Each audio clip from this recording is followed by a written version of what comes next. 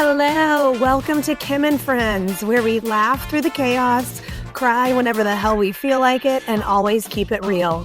Because as women, the conversations we have and the stories we share behind closed doors need to be heard out in the wild. I'm Kim, and I appreciate you taking the time to listen today. I really hope something resonates with you.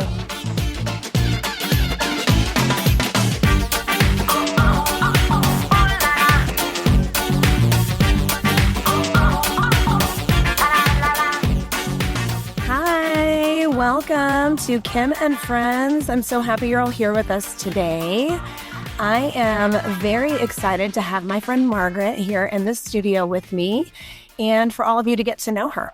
Margaret is a mama to Lillian, who is a 15-year-old sophomore, and she is a wife to Mike. She has a background in marketing and still works for a creative agency that specializes in client relationships, which, as you get to know her more, will make perfect sense. She's a Nutritious Life Master Certified Nutrition and Wellness Coach. Margaret is the founder, owner, and operator of Believe. Believe is for women ready to feel better without chasing perfection. And she's passionate about helping women feel good in their bodies and their lives with a mindset-first approach. But for the purposes of today's episode, Margaret is someone I have the very fortunate privilege to call my friend. Hi, Marge. Welcome to Kim and Friends. I really appreciate you taking the time to chat with me today. How'd I do? Did I get all that right? You did. And I'm so happy to be on here and to be one of your friends. Well, for so long. Well, I want to start just by explaining to everybody sort of how me and you connected. And then I really want to spend the bulk of our time just giving you the opportunity to share the core fundamentals of Believe. And I'm saying that right? You are. Yes. You made up a word. We're saying it right. Believe. Mm-hmm. So I think it's no secret that the world's not really set up to support our wellness necessarily. So I want to hear about how you're helping women navigate that. And then specifically, when I first started talking about having you on, you sent me a link to like a 3-part series about self-care. And I just found what your sort of approach and mindset is on self-care, particularly enlightening. So we're definitely going to touch on that too. So I'm going to keep on talking because I think it's really interesting. And we actually even discussed this right before we started recording. I mean, of course, you're my friend. You're on Kim and Friends. Like, no doubt, you're my friend. But we've really only connected in, for me, a professional setting, and for you as my client, because you've been taking 5 a.m. classes at the studio that I work at for how many years now? What year is it? It's 2026? Yes. So I started in 2019.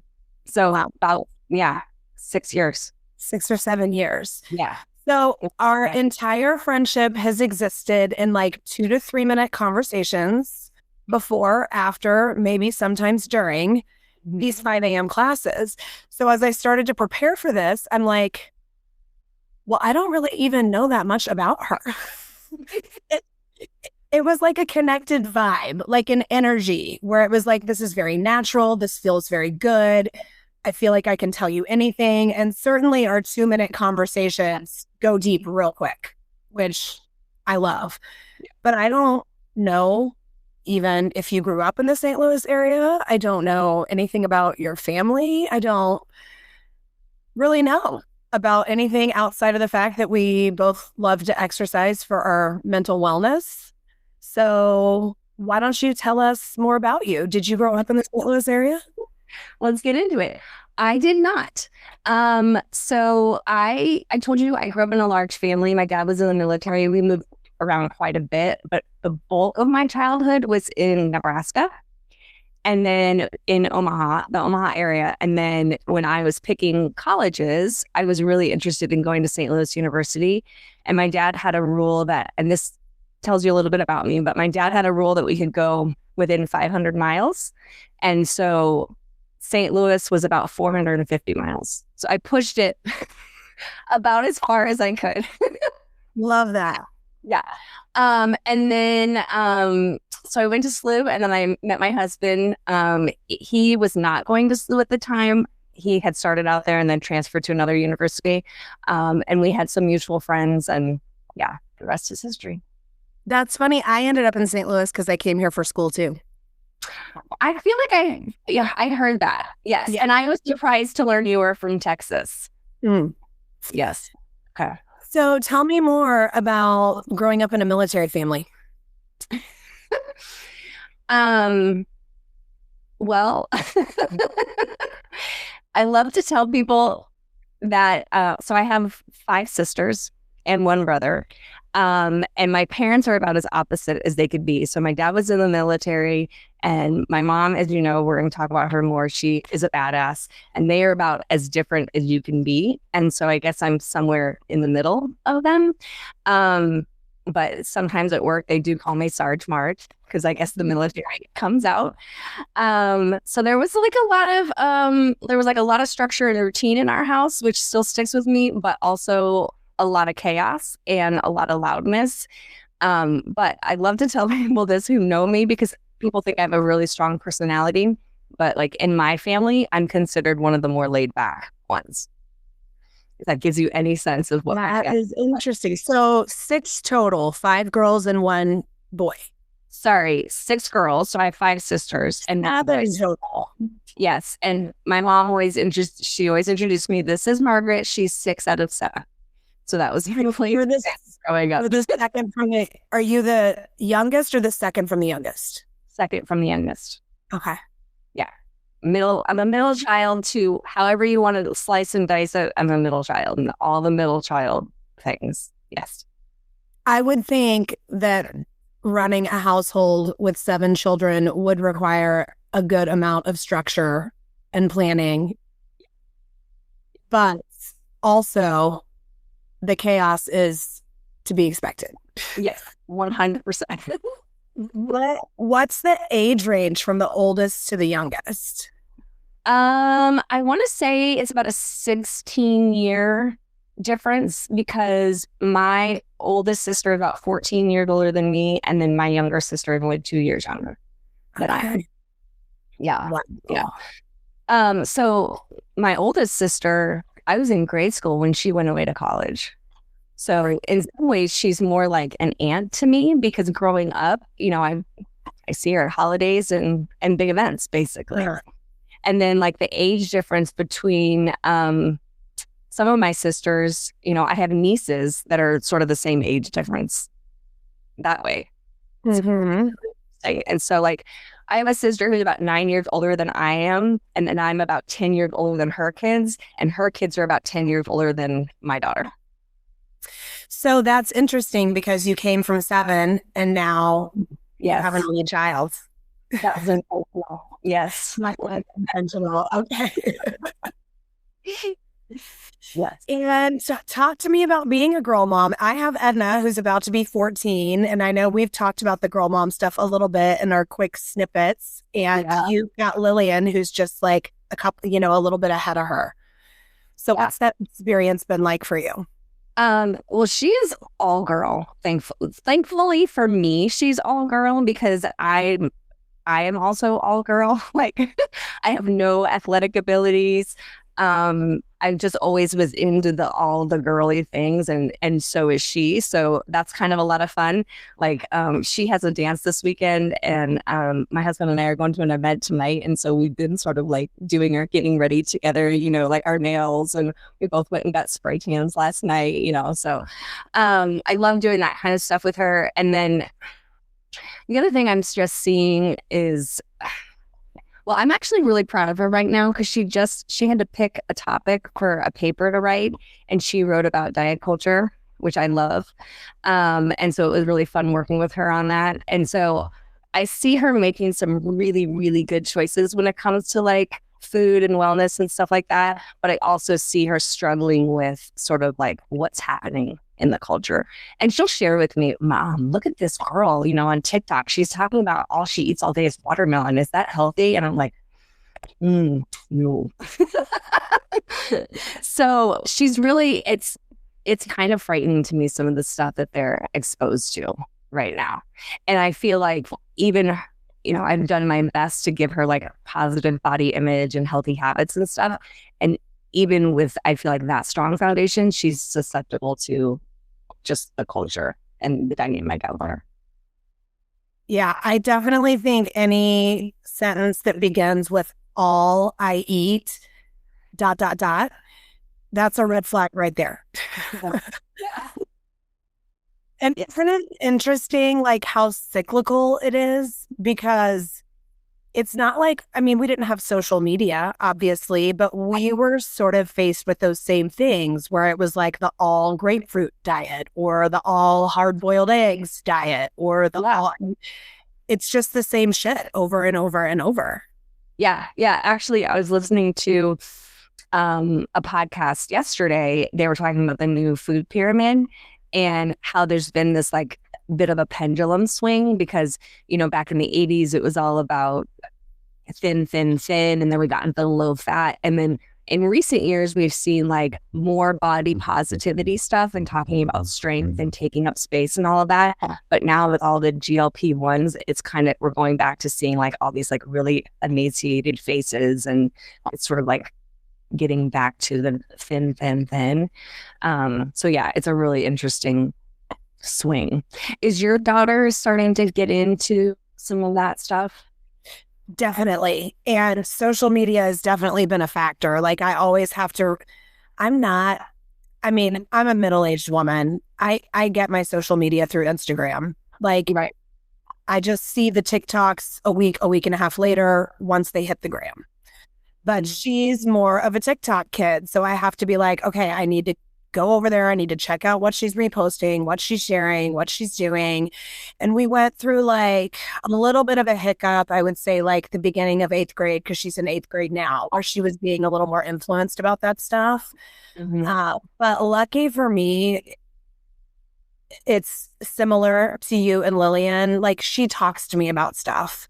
So I saw her sort of like shutting down and not discussing things like that with me as much. And it was like instantly a trigger to be like, okay, I have to like go deep. I have to like ruffle her feathers. We have to like do something about this. So because it was more of like, not starvation, but she was getting sort of into that like ways to like drink a lot of water so that you don't feel hungry. And it's like, no, if your body feels hungry, you probably do need water and some food, So we just sort of shifted the conversation and more talking about like what kind of food she likes, what she wants to eat, about all the different macronutrients, what they do for you and your body, that it's important to have all of them. And now we've sort of landed in this thing where she will like text me every week, like stuff she wants from the grocery store. And like recently she was like, I'm reading a lot of good stuff reading. She's not reading it. She's seeing it on TikTok, but good stuff about sweet potatoes. Like, can we get some sweet potatoes? I'm like, of course. We used to have sweet potatoes all the time, but neither one of you would eat them. So I quit buying them. So now she's like, how do I make this sweet potato? And like, it's nice to, because of my bodybuilding background and that's like what she saw when she was really little, where I was eating all the food groups, but I was very restrictive with the numbers.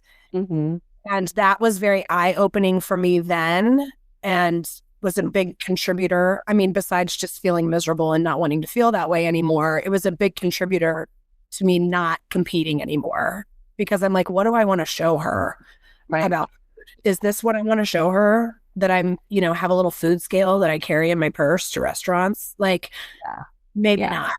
So I'm sort of seeing like the way that having that education about food is invaluable, but shifting to a more lifestyle approach to how you use that knowledge and not being so restrictive. And she's seeing you now living a well-rounded, healthy lifestyle. Like you get exercise, you obviously exercise for work and you're taking care of yourself. And so she's seeing a more balanced approach. Yeah, she's actually about to turn 14. And that means that she can come and take classes at the studio. And she texted me the other day and she was like, the weekend of my birthday, we should go take a workout together. Oh my gosh. I love that. I love that. I'm so excited. My daughter to come. She does not want to come. We want to Yeah. we want to make it like a Sunday thing. Like every Sunday, we'll take class together. So, Oh, I love that. I love that. That's so cute. so talk to me about in 2019 when you first started taking classes, not just with me, but with the other coaches. But I am like one of the predominant early morning coaches, so it was a lot of me and you. What brought you in, and sort of what did you learn or discover, and what keeps you coming back? Yeah. And you were my first coach. You're my OG. So you're like, Your you know, first class was with me. Mhm. Yeah. I don't think I remember that. Yeah. That means I love that. So I had some friends who took these classes, and I would consider them, you know, very strong, in shape women. And so I wanted to try it, but I was really intimidated. You've talked about with some other women on this podcast about not enoughness, and that was me. I didn't feel like I was good enough or strong enough or in shape enough to come to class. So I actually was like doing some other things so I could get in shape to come to this class, which I then realized was ridiculous. It's like, I'm just going to go. And yes, you were my first coach. So I could not have asked for a better, you know, first coach, because you were so welcoming and immediately put me at ease, because I was coming in with this feeling of, you know, I don't belong here. And I also remember in that first class, I picked up like 10-pound weights, and I was telling you that I couldn't lift any heavier than that because I have a bad back.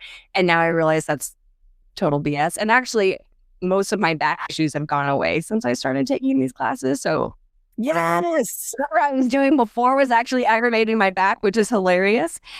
But anyway, anytime now, like we've been doing those like farmer carries with the weights, and I laugh at myself of like, oh, I can't do more than 10 pounds. Yeah, because now you're like one of the people that's lifting the heaviest. Not one of the women that is lifting the heaviest, one of the people that is like, yeah. Well, and you know some of the women in class that I get inspiration from, and it's really fun to like work out with them because we'll push each other and we'll steal each other's weights and hand each other weights and stuff like that. So that's a lot of fun. And I've never been I will tell you, I've never been a morning person before taking these classes, and I've never been a consistent workout person before taking these classes. Like I've always tried lots of different workouts, but I'd get like I'd get into something and then like lose interest with it. So the fact that I've been coming to these classes for 6 or 7 years consistently, you know, 4 or 5 times a week says a lot about how much I get from it. Yeah, it's addictive. I love that. And just like circling back to that not enoughness, like that's just something that's lived inside me for a really long time. So that's probably why we sort of like instantly saw each other. Like we just, you know, it was mirroring something that we were carrying. And it's like, no, we don't have to carry this alone. We can carry it together, you know? Yeah. I love that. Well, let's shift towards Baviv and what sort of led you to wanting to become a wellness coach and build your own brand. Yeah. So as I mentioned, I started coming in 2019, and then I felt like I did kind of a pretty good job during the pandemic when we were all in lockdown, still taking good care of myself. And I didn't return to classes for a little bit. Like everybody was returning with the masks, and I kind of like held back from that. I was doing like stuff at home. So that's why I'm like, it's 6 to 7 years, because there was only a good 6-month break in there. But, I was feeling okay after that, and good, but not good enough. And I wasn't unhappy, but I wasn't really happy either. And I didn't hate the way I looked, but I didn't love it. You know, I was kind of like, well, you're middle age, you're in midlife. This is fine. It's fine. Everything's fine, right? It's fine. And then finally one day I was like, it's actually not fine.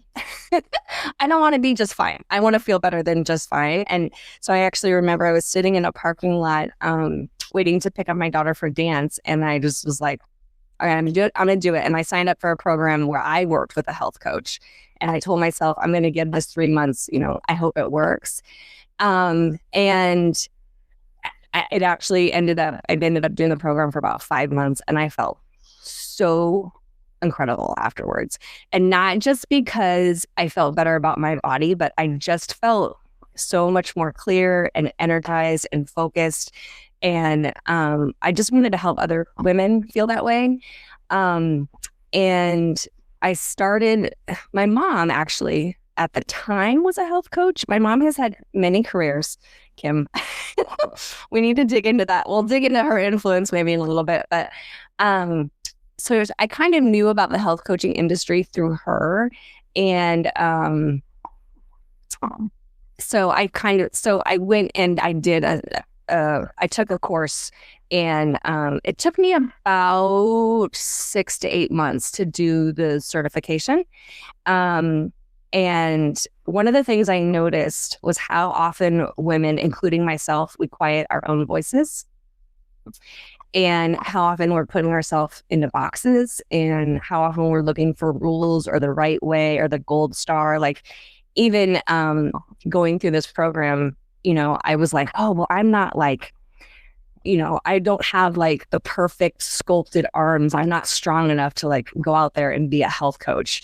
And one of the things I've realized is just, well, one, how many women are feeling this like not enoughness, but how much room there is for all different kinds of approaches to wellness. So, well, and that healthy bodies look so many different ways. Yeah. And that is the gift that working in group fitness has given me. Like, I can see healthy bodies. I mean, they're like thumbprints. They're not, there's not one way for them to look. And I also just want to circle back real quick and acknowledge and celebrate you for coming through the pandemic feeling just fine. The fact that that just really resonated with me. Like, of course, there was like room for growth, and it was time to make a change, and it was time to shift to something else. But it really resonated with me that you made it through that.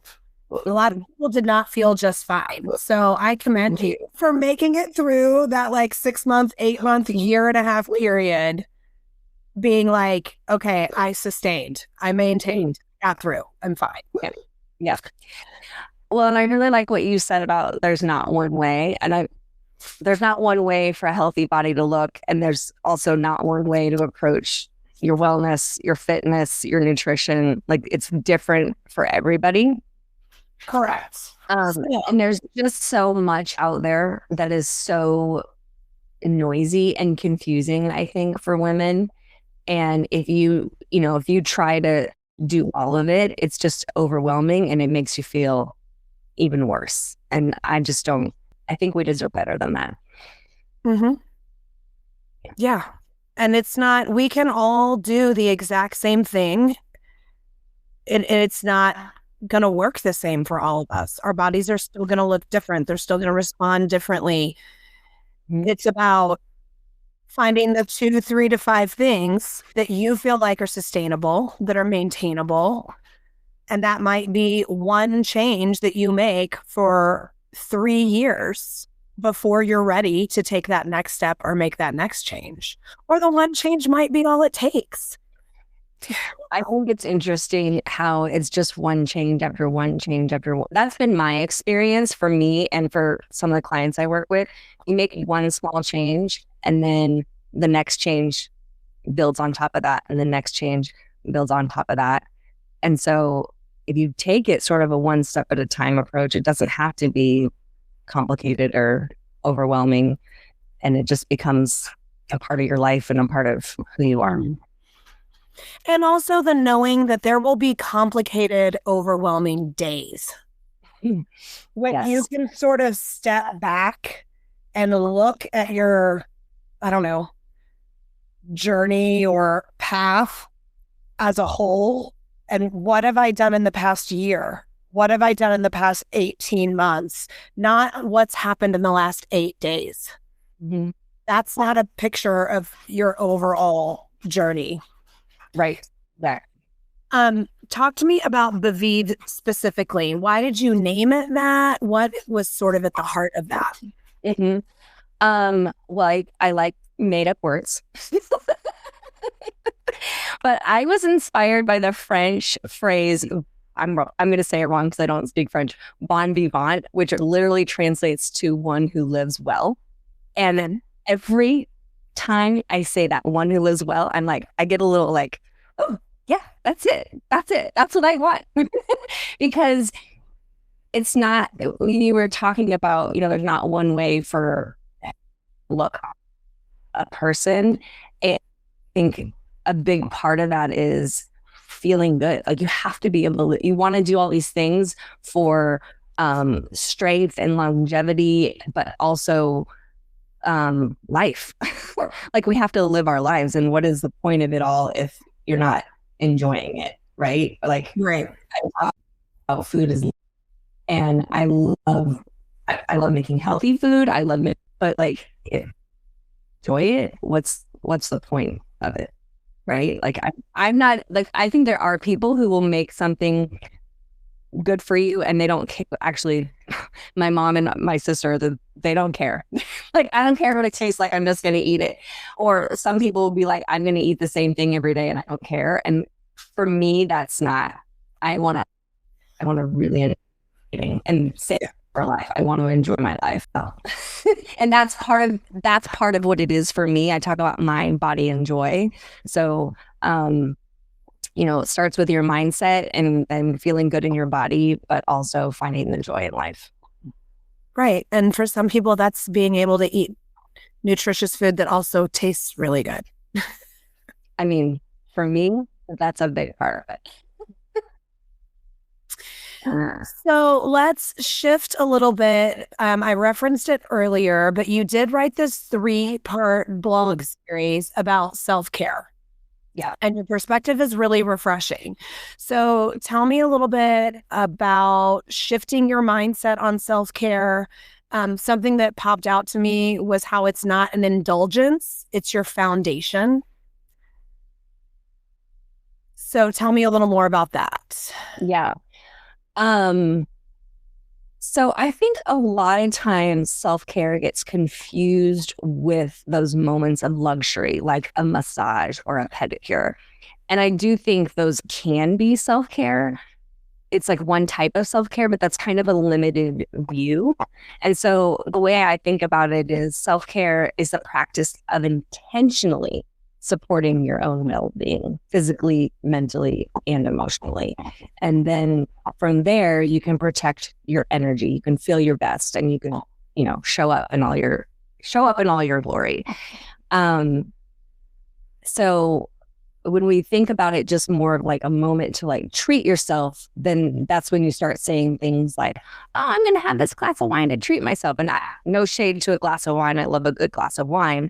But there's a difference between having that with some intention and having it sort of in a moment of, I deserve this kind of a thing. There's like a different mindset there. And I think one of the things that I was thinking through when I wrote those articles was it's not just that in the moment feeling that's important about self-care. It's also sort of what it gives you later down the road, right? Like, it doesn't feel good to get up at 4 o'clock in the morning. But damn, it feels good at 6 o'clock, right? Like by 6 or 7, I'm feeling really, really good. So sometimes it's the things you do in the moment for the later. And I think that's a really important part of self-care, is that you're thinking forward about not just how am I going to feel right now, but how am I going to feel tomorrow.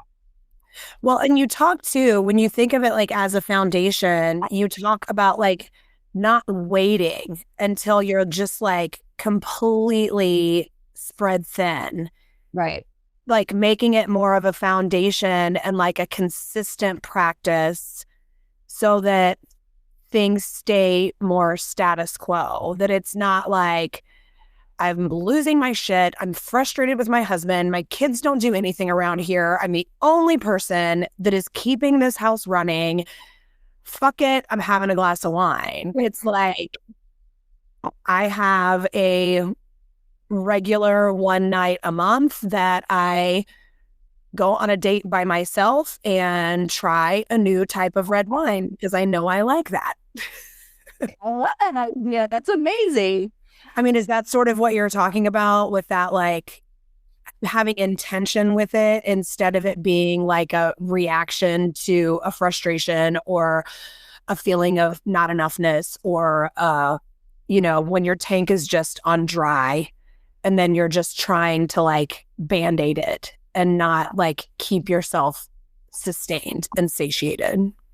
Yeah, 100%. I mean, like, think about when you're just like hungry, right? Like you eat different when you're super, super hungry and super thirsty. You're like wolfing something down versus, oh, yeah, I'm starting to feel hungry and it's lunchtime. I'm gonna have like a reasonable lunch. Or, if you're I love to use the road trip analogy. You're going out for a road trip. You're not going to start with an empty tank of gas, right? Like that's insane. you would fill your car up with gas. And in my case, I make sure I have good playlists and I make sure I have snacks ready to go. Like you're prepared for it. So yeah, there's intention behind it. And I think having one of the things I work with my clients on is like, what are your sort of like, I call them must-dos, which isn't very creative, but it's like the 3 to 5 things you need to do every day to feel your best. It's like and then we talked about, one habit.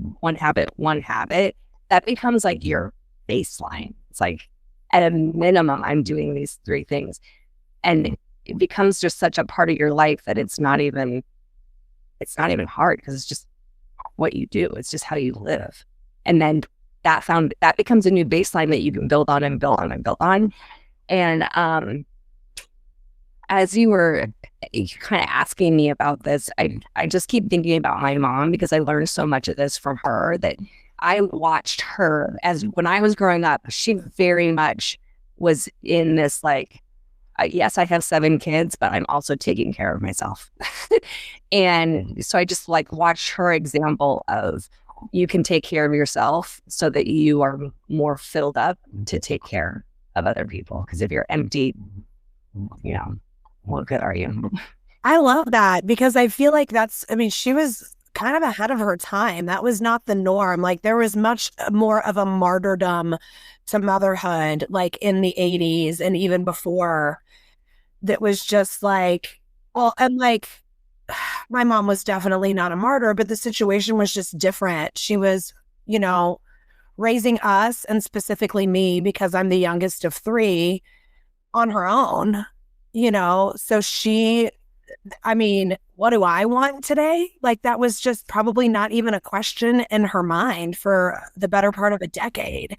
And now I'm getting to see her finally getting what she deserved then. Like in retirement, she is thriving and she's had some health setbacks. She has macular degeneration by no fault of her own. That's something that has just happened to her. She hasn't stopped driving. It'll be a year at the end of this summer that she hasn't been able to drive. And she's always been a big like walker and she likes movement and exercise disguised as something else. Like she'll kind of balk at like going to a gym or like, a workout class where I'm like, okay, literally it's my job, Mom, but that's fine. But she took this, I can't drive anymore, which was very hard for her. A single mom, she's clearly very independent, taken care of herself for a very long time. And now this huge part of being able to be independent is stripped away. She's like, well, I'm walking. Like I am walking to go pick up my prescriptions. I'm walking to meet my friend at Breadco. I'm walking to drop off or exchange my packages.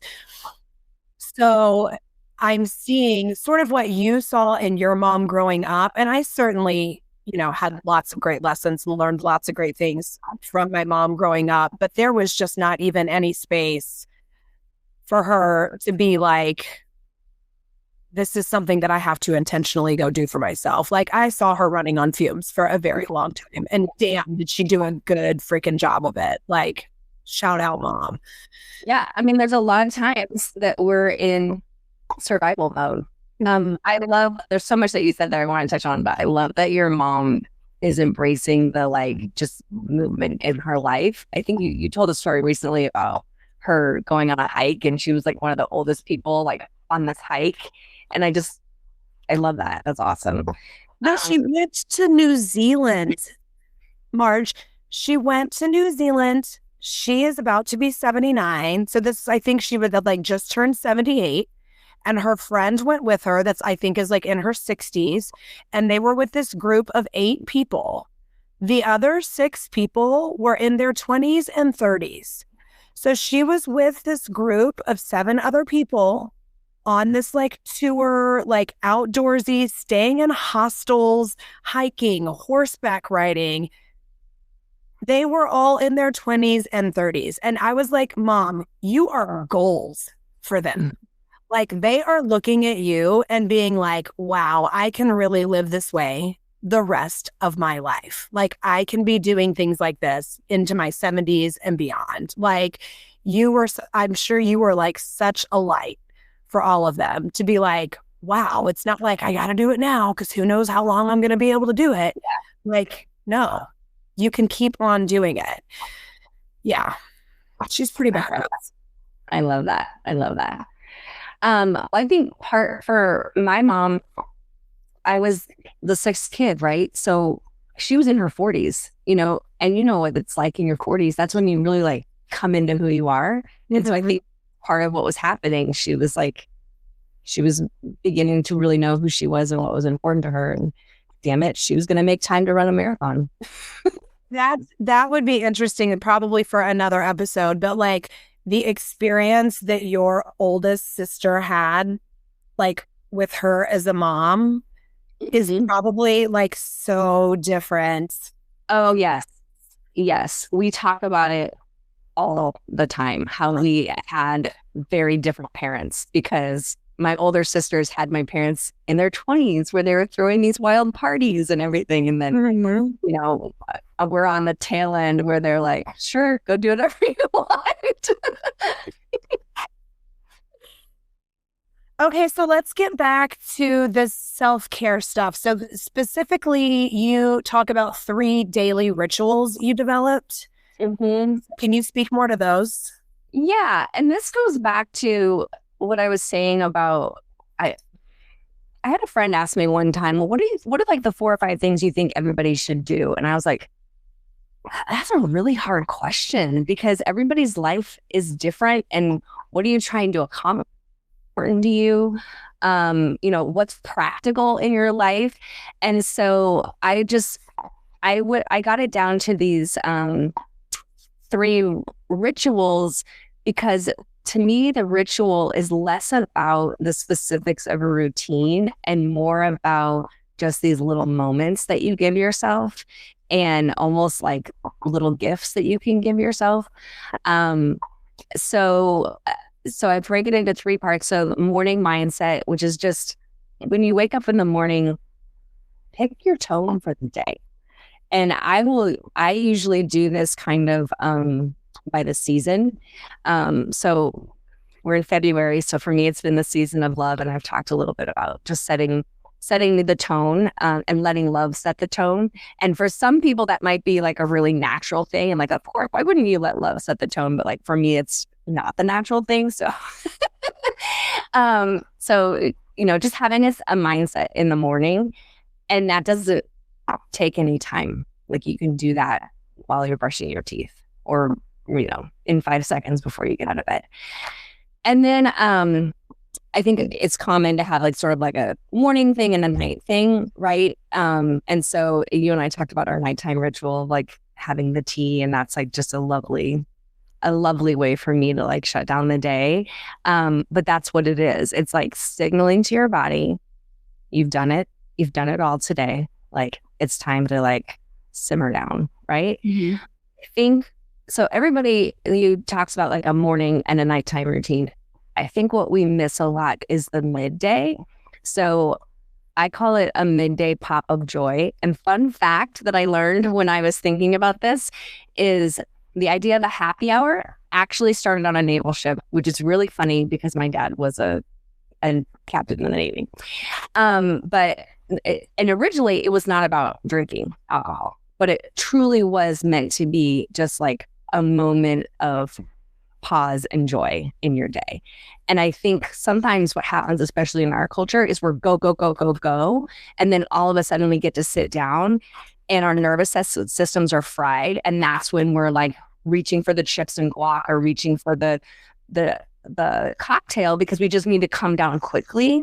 But if you give yourself sort of like just a little moment to reset and reclaim in the middle of the day, it can just do wonders for your nervous system.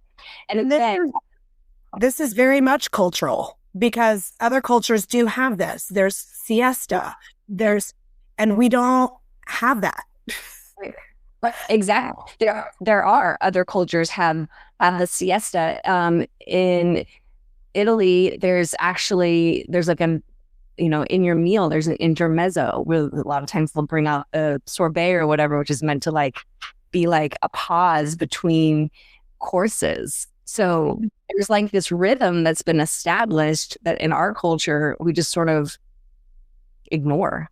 And it doesn't have to be a 2-hour nap, right? It can be a 10-minute walk. It can be 2 minutes just standing in the sun. It can be 30 seconds just doing some breathing exercising at your desk. Just something to bring yourself, back to. So I call it downtime. So obviously, you all know I get up very early most days of the week. So even on the days I don't necessarily have to be up early, my sort of circadian rhythm, my brain sort of naturally wakes me up around 3 a.m. every day. So I have DT and it's downtime. And sometimes it can happen at like noon or sometimes I'm doing things until later, but it's usually sometime in that like noon to 3 window before I have to pick kids up. We got a fancy schmancy bed that has like the head and the feet adjustments and it vibrates. And I never really fall asleep usually. So, it could also be equated to like a power nap, which my dad's always been like a hardcore power napper because he's a super early morning person too. So he'll just like close his eyes for like 5 minutes and then be like, okay. But I get in our bed. I like to lay on top of the comforter and I have like a special little quilt and I put it on 0 gravity. So like my feet is higher than my head and I turn on the vibrations and I'll set a timer for like maybe 5, maybe 10 minutes, just depending on how long I have. And I just it's like a central nervous system reset. I love that. And it's amazing. And it's like somatic too, because of the vibration. It's like, I literally like picture like the stress of the first part of my day, just kind of like shaking out of my system. Yeah. Yeah. That's amazing. And in the morning, mine's a little simpler. This is so simple, but I think we should point it out because it can be simple. Like I have a cup of coffee and I wake up. In general, I can wake up in a pretty negative headspace, not about my day or about other people or about relationships, but just about myself. Like that not enoughness is very alive and well, like right when I wake up. And the negative, so I know, strange, right? But this is how I combat it. Like I am not a snoozer. Like I swing off that bed. Well, actually, I like to like push back to down dog. And then I do a couple cat cows. And then I sit up on the edge of the bed. I make a cup of coffee. And my first sip of coffee, I'm like, today is going to be such a great day, Kim. Like, I'm so excited to see what gets to happen to me today. So that's my morning. And then the midday is the little 5-minute bedtime. In the evenings, I make tea as well. And I'm like, I don't know. I like fantasize about being one of these like fancy loose leaf tea people, but I'm not. I'm very much like, okay, I'm going to go to the tea aisle at Schnucks and I'm going to get like the nighttime tea for when I need to sleep. And I'm going to get smooth move tea for when I'm backed up and I'm, and so these are all like very simple things like. And I have a nighttime tea every night. And when I was just out of town with my best friend, Claire, she gets a lot of airtime on here. I am not sorry. She has a cup of chamomile tea every night too. So she's like, do you want a cup of tea? And I was like, oh my gosh, I have a cup of tea every night. And I put the zero gravity on and I set it on my chest. And she's like, Kim, it's your titty tea. Just like the warm mug, like sitting on my chest is just like calming and like relaxing. And then I sip it. And like you and I talked about 9 times out of 10, I wake up in the morning and I've taken like 5 sips of it. Yeah. Like sitting on the nightstand. But yeah, I got my morning.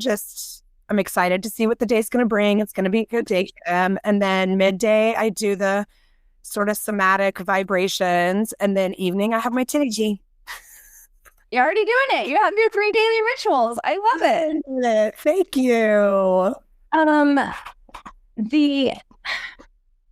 I'm very concerned about you waking up with not enoughness, and I want this to change because it always blows my mind when I meet really strong women and I hear this. I'm just like, what? And it's so often it's like women I look up to who are having these feelings, and it's just like, I mean, if you're feeling this way, what change do the rest of us have? I will say it has gotten so much quieter over the years. And I think I talked about it early on in the podcast in Michelle Obama's book. And again, I can't remember the name of it, and I couldn't that day either. But the way she speaks about that voice in her head and how it really like released me from trying to get rid of it, because she's like, it's there. It lives. She's there. She lives inside me. Sometimes she's louder, sometimes she's quieter, but she is not in the driver's seat. Like, and that was like you said, when you like hear from these women that inspire you and they have this thing, I'm like, well, if Michelle Obama is not getting rid of her, I'm not getting rid of her either. Like, if anything, I just feel like so seen that like even these like, I mean, I have people I encounter every day that I respect and admire, but Michelle Obama is like, whoa, like, yeah. So I'm like, okay, well, if Michelle can live with it, so can I, and I'm going to take her advice. So it has got, and just the fact that I like acknowledge it, like I wake up, maybe she's a little louder some days than others, but I'm like, oh, there you are. Okay, well, let's go. I like thinking about it as just a part of you who some days is quieter and some days is louder. I think that's interesting. You should give her a nickname. Yeah, I haven't named her, but I do really think of it as sort of like sometimes she's in the passenger seat, sometimes she's in the back seat, sometimes she's in the trunk. Like,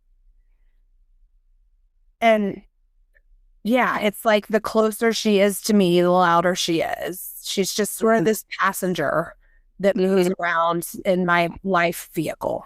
Yeah. Yeah. You know what? There's also other versions of me in that car that are like totally awesome. Like there's also the woman that takes that sip of coffee and says, Kim, it's going to be a great day. Like something awesome is going to happen today, especially because I have this gift of my job where I encounter so many people all day long that just like give me these surprise gifts all day long. And it doesn't even have to be a conversation. It might just be me noticing somebody who's been in class for a long time and their form is better, or I see them raising their speeds, or they used to always be late and now they're showing up on time. Like just these tiny little gifts all day. And sometimes they're huge. Like sometimes it's somebody like bearing their soul to me, which I'm like, God, the fact that you feel safe with me and talking to me about this is just like, it's a gift to me, you know, that's the sort of energy I'm putting out and that they received that. So yeah, and that's, you know, the first thought might be, you know, something negative or something bad, but what do I do with that thought? I move past it. I move on, you know, like that's not my narrative. Not like feelings aren't facts. You had that feeling, you give it as much power as you decide to give it. Yeah. Well, and I think the way you're talking about it is like very, it's very self-accepting. It's like, I'm accepting that there are a lot of these different aspects to me. And some days they're going to be the aspects I'm more proud of, and some days they're not, but they're all still part of who I am. I think that's a really healthy way to look at it. And I think I'm going to, try that on. I like it. Thank you. I'm glad you like it. So we talked rituals. In the third part of this series, you talk about how you can know whether or not it's working. I think we maybe talked about this a little bit earlier when it was like pan out, like do the rituals not for a week, but for, somewhat consistently for 3 months. So talk about how you know it's working. Yeah. So actually a big part of my process and my sort of journey has been journaling. And I have time set aside. For me, it works to do it Sunday mornings, but Sunday mornings and Sunday evenings, I just write down, and I have some kind of like basic questions I review with myself with just like, what choices are feeling good? What feels good? And I often start my client calls with this. It's like, tell me about your last week. Like, what felt good? What felt nourishing?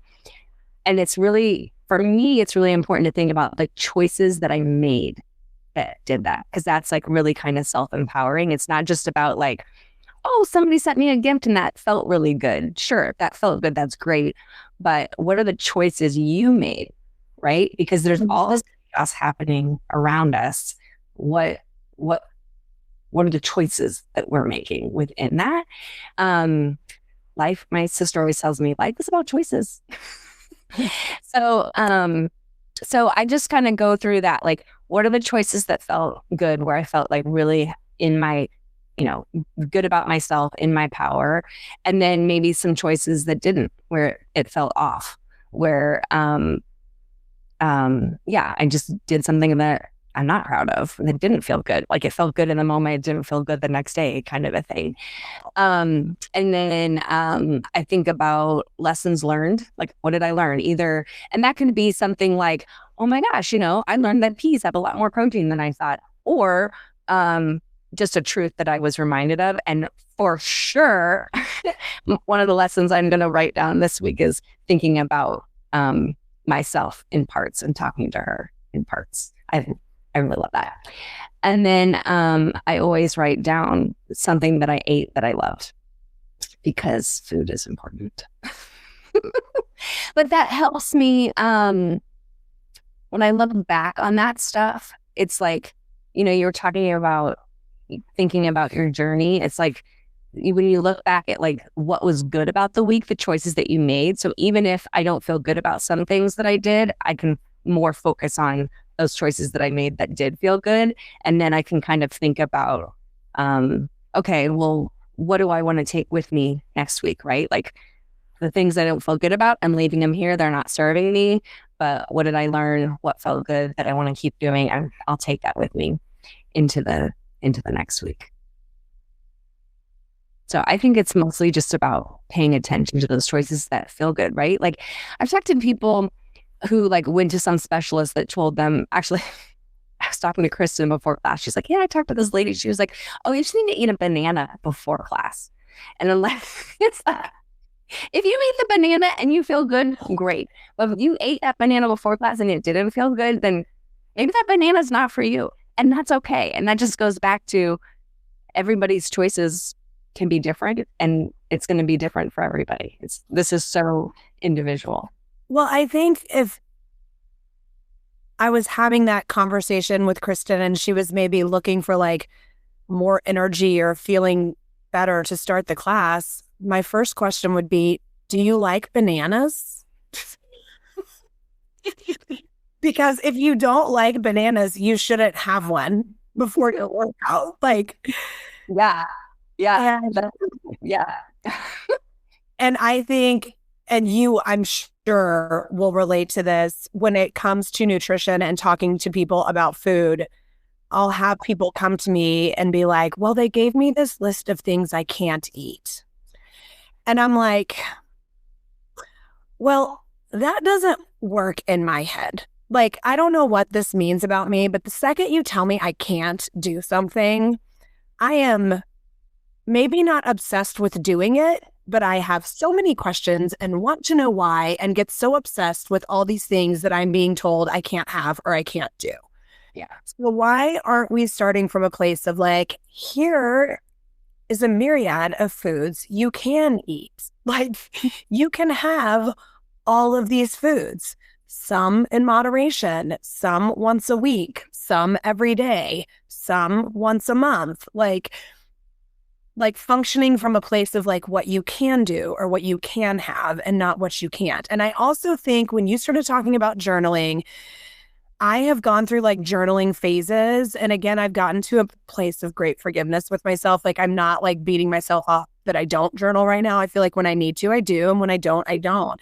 But this idea of doing it once a week feels so much more. It's like, oh, I have to journal. I have to journal. I have to journal. Well, I have to do it every day. Well, I missed 2 days. Well, like just finding like one moment once a week. For you, it's on Sunday. For others, it may be a different day where you can sort of reflect on the past 7 days. And that feels like so much more of like a good bite-sized piece of journaling than like, I bought this new fancy journal and it has all the dates in there and I have to write on every day. And then like, I go to it and I'm like, oh, I have 5 empty days. And now I like have some kind of like weird bad feeling. And like, this isn't what this journal was supposed to do, you know? No. And for me, I like having the structure of the questions because I like structure. But it makes it not hard, right? It's like, I'm just like, I'm going to answer these questions. And then if something else is on my mind, I'll write about it. But yeah, I just try to make it easy. I will bring you one of my journals, Kim, and my little book, and you can tell me what you think about it if it works for you. Actually, I had wanted to make a guided journal because I was using one that I really liked. But of course I like started tweaking, I was like, I would answer certain parts of it and not others. And so I wanted to make a guided journal. And then I ended up just printing these journals with an insert. And I'd been so surprised by the feedback because people are like, oh, I'm going to use it for gratitudes, or, oh, I've been wanting to, write about whatever. And so now I have a place to do it. And so I'm really glad that I actually left it more free because people are choosing to use it in different ways. And I think the point is, again, like everything we've talked about is like just finding what works for you and what feels good and what is ultimately going to be, affirming and life-giving for you. Awesome. Well, I definitely want to like think about this once a week journaling thing. I really like the idea of that. Good. Yeah, you talked with your friend last time about your writing and how you have to really like it like starts coming out of you and then you're ready. I thought that was really interesting. But I also think there's something to just building that muscle, of putting something on paper and then having something to mess with later. Well, and when you're journaling, it's not about an end product. It's just, maybe it's one sentence one week and maybe it's 3 pages the next. Like it's just about getting it out. Yeah. And I feel like I have all these like random thoughts and feelings, like maybe written down in my like work notebook and then in the notes app of my phone or just in a voice text to somebody that I feel like would understand it. And like, it just lives in, but that's kind of journaling. Like it's just kind of like randomly spread everywhere. And it would benefit from getting back to like a regular practice. Mm-hmm. So that is my thing that I am taking away from this is that weekly journaling approach. I like that. I love that. Well, Marge, I feel like I could just talk and talk and talk and talk with you, but I want to make sure people know more about what you do, sort of what they could expect in a first-time meeting with you if they were curious about that. And then also like what it looks like if somebody's doing an ongoing program with you. Yeah. So the best way to connect with me is either Instagram or on my website, but my website has some more information about my personalized coaching and it's sort of depending on what you need, we go from there. But there's, I ask a few questions to get started just to understand kind of where you are and what you're hoping to accomplish. And then I start with just a first time intake. And that is there's no commitment there. It's like a 30-minute conversation of like, what's going on? What's going on with you? What do you think you need? What are you trying to accomplish? And then we kind of design the program from there. But I have different levels. So most of my clients end up doing we start with 12 weeks and might go longer. But I also have some options that are just if you want to do something, you want like a big challenge for a lot of women is just knowing what to eat. And so we can have a whole conversation on just what to eat, Kim. I can talk about food all day long, but that's that's kind of a great place to start sometimes is just with, okay, just tell me what to eat. And so I don't have like a bank of like, here's what you should eat. It starts with, what are you eating now? What do you enjoy? What's doable in your life? And then I create sort of a guide for them based on that. But then for like the programs, we do a call usually every other week for about 30 minutes. And then I have an app that they can message me and every day. So I have some clients who will message me multiple times a day with what's happening, good or bad. And we celebrate and we course correct when we need to and that kind of thing. Well, and I will say on your Instagram, we've talked a lot about like your foodiness and like how much you love food, you enjoy good tasting food, but I just want to make a point to let everybody know the things that she's sharing are like simple and fast too. Like, I mean, I'm sure you do really enjoy the cooking process and I'm sure you can cook for hours and make a marinade and let it sit. And that's definitely a part of your foodiness. But I like how what you're sharing on Baviv, on Instagram specifically, is like, it can be really yummy first, nutritious second, and like fast and easy. Like 3 to 5 ingredients and like 30 minutes or less, which I think we can all agree consistently across the board as middle-aged women who are even just feeding ourselves, not even families. Like it can't always be drawn out and insane. Right. Because I do love to cook, but I found that I was like stressing myself out, like trying to make these new recipes that are always more complicated than they need to be and always take longer than they say they're going to. Mm-hmm. And so I just really found that like during the week, it's really nice to have some things that I don't have to think about. Because for me, the cooking process can be relaxing. It can be like my creative time and my time to just be away from the computer and like decompress. Maybe I'm talking to a friend, maybe I'm listening to a podcast, maybe I'm listening to music, but like I want that time to be kind of relaxing. And I feel like if you're trying to follow a bunch of steps, it takes away the relaxing part, So I try to make it easy. And again, we can have a whole separate conversation about menu planning.